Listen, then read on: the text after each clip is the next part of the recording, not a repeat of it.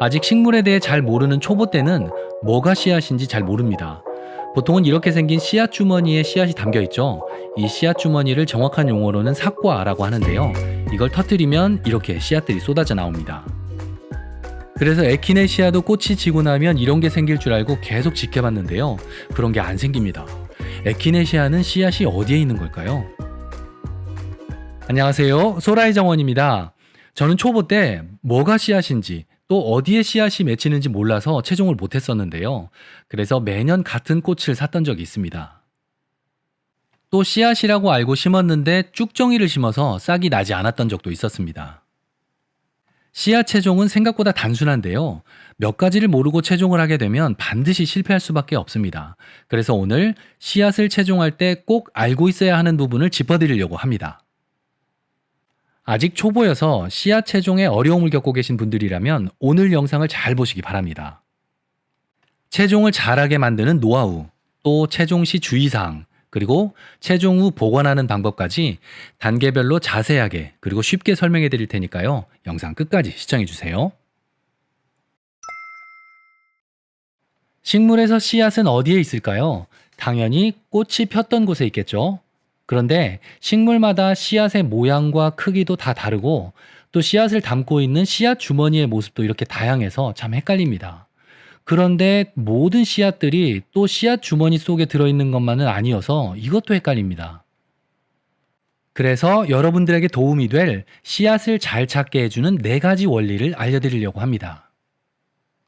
지금부터 알려드리는 4가지를 잘 기억하고 계시면 앞으로는 씨앗을 못 찾아서 안타까워하는 일은 없을 겁니다. 거의 대부분의 꽃들은 꽃이 지고 나면 이렇게 씨앗 주머니가 생깁니다.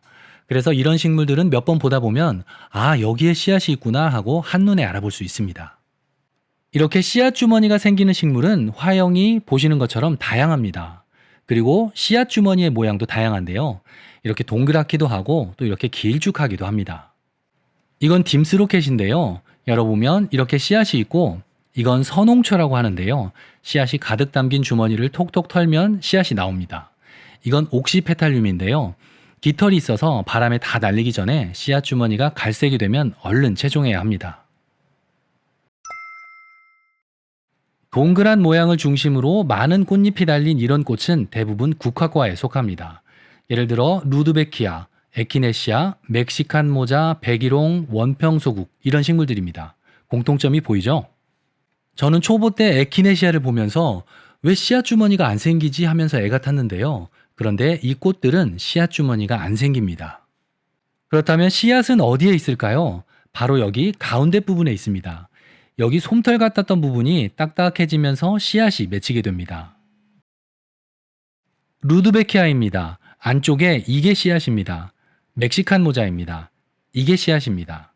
원평소국도 여기 꽃이 진 부분에 씨앗이 맺혀 있습니다. 이건 허브딜인데요. 이게 꽃이고 꽃이 진 자리에 이렇게 씨앗들이 매달려 있습니다. 이처럼 외부에 노출되어 있는 씨앗은 씨앗이 바로 눈에 보이기 때문에 찾기가 쉽습니다. 중국 물망초라고도 하는 시노글로썸인데요. 갈고리 모양의 돌기가 발달해서 씨앗이 옷이나 동물의 털에 잘 달라붙습니다. 이건 올라야 레이스 플라워 씨앗입니다. 역시 외부에 노출이 되어 있는 씨앗이고 이것도 옷에 잘 달라붙습니다. 마지막으로 앞에서 말씀드린 3가지 범주에 안 들어가는 씨앗들입니다. 애매하다 싶을 때는 이렇게 하시면 됩니다. 꽃이 폈던 줄기를 통째로 잘라서 흰색 천에 넣고 털면 됩니다. 램스이어인데요. 털면 이렇게 씨앗이 나옵니다. 또 이건 용의머리인데요. 이것도 터니까 이렇게 씨앗이 나옵니다. 또 다른 방법, 이건 진짜 무식한 방법인데요. 꽃을 통째로 심는 겁니다. 이건 천일홍인데요. 이 한 조각을 떼어내서 심으면 싹이 납니다. 이게 씨앗인 건데요. 저는 초보 때 설마 이게 씨앗이야? 라고 생각을 했었는데요. 이렇게 노하우가 안 쌓여서 잘 모를 때는 꽃을 통째로 심는 방법도 있습니다. 씨앗이 어디에 있는지 알았으니 이제 채종하는 데 있어서 어려움은 없겠다 싶었는데 또 다른 문제가 기다리고 있습니다. 바로 뭐가 씨앗인지 구분을 잘 못한다는 건데요. 특히 씨앗 크기가 작으면 잘 구분을 못합니다. 이 씨앗은 캘리포니아 블루베리입니다. 채종을 하다 보니 부스러기와 섞여 있습니다. 이 중에 뭐가 씨앗일까요? 잘 모르시겠다고요? 잘 모르시겠다고 하시는 분들은 다음 세 가지 원리를 잘 숙지하고 계시기 바랍니다. 이 세 가지 원리가 여러분이 씨앗을 찾는 데 많은 도움을 줄 텐데요. 이걸 모르면 저처럼 쭉정이가 씨앗인 줄 알고 쭉정이를 심을 수도 있습니다. 이건 메발톱 씨앗인데요. 햇볕이나 불빛이 있는 곳에서 보면 이렇게 윤기가 흐릅니다. 씨앗들 중에 많은 씨앗이 이렇게 윤기가 흐릅니다. 금어초나 캘리포니아 블루벨 씨앗은 진짜 작은데요. 씨앗을 채종하다 보면 이렇게 식물 부스러기와 섞이기도 하는데 이러면 참 찾기가 어렵습니다. 이런 때는 이 두 가지를 꼭 기억하시기 바랍니다. 바로 둥근 모양과 균일성입니다. 식물은 자신의 씨앗을 멀리 퍼뜨리기 원합니다. 그래서 이렇게 깃털이 달려있기도 하고 또 그렇지 않다면 떼굴떼굴 잘 굴러가라고 모양이 이렇게 동그랗습니다. 그래서 일단 동그란 모양을 먼저 찾으시면 되고 또 씨앗의 크기는 보통 균일하기 때문에 씨앗을 찾을 때는 균일한 크기의 동글동글한 모양을 찾으시면 됩니다. 둘 중에 뭐가 씨앗일까요? 이건 쭉정이고 이게 씨앗입니다. 둘이 비슷하게 생겼는데 씨앗과 쭉정이는 어떻게 구분을 하는 걸까요? 백일홍 꽃이 시들면 이렇게 되는데요.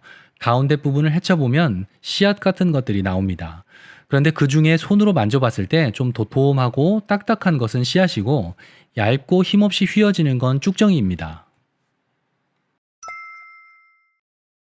씨앗이 초록색일 때 따면 발화가 안 됩니다. 초록색일 때는 이게 아직 다 여물지 않은 상태인 건데요. 따서 손으로 눌러보면 이렇게 으깨집니다. 색이 갈색이나 검게 변했을 때 따야 하고 이때는 손으로 눌러보면 딱딱합니다. 또 씨앗은 비가 오는 날이나 비가 온 직후에 따기보다는 맑고 건조한 날 따는 것이 좋습니다. 안 그러면 씨앗이 무를 수 있고 또 나중에 보관 중에 곰팡이가 필 수 있기 때문입니다. 채종해온 씨앗은 종이 위에 올려놓고 통풍이 잘 되는 곳에서 2, 3일 정도 말리는 것이 좋습니다. 그런데 통풍이 잘 되는 곳에 둔다고 바람이 세게 부는 곳에 두면 애써 채종한 씨앗이 바람에 다 날아갈 수 있으니 실외가 아닌 썬룸이나 베란다에서 말리는 것이 좋습니다. 보통 비닐이나 플라스틱 봉투에 보관하면 안 된다고 하는데 2, 3일 동안 충분히 건조를 했다면 플라스틱 봉투에 보관하는 것도 상관없습니다. 그렇지만 보통 종이 봉투를 많이 추천하기는 합니다. 그리고 봉투에 넣은 후 씨앗 이름을 꼭 적어 놓으셔야 합니다. 채종할 당시에는 이름을 확실히 알고 있었다고 해도 한참 지난 후에는 이게 어떤 씨앗이었는지 기억이 안 날 수 있기 때문입니다. 그리고 해당 연도와 날짜도 적어두는 것이 좋습니다. 날짜는 물론이고 해당 연도도 꼭 적어야 하는 이유는 발화율 때문인데요. 씨앗은 한 해가 묵으면 발화율이 떨어지는 거 아시죠? 그런데 채종을 매년 하다 보면 올해 채종한 씨앗과 작년에 파종하고 남은 씨앗이 섞이는 경우가 있는데요. 연도를 적어놓지 않으면 작년에 채종한 씨앗을 파종할 수 있기 때문입니다. 그래서 채종 봉투에 이름, 연도, 날짜를 꼭 적어 놓으시기 바랍니다.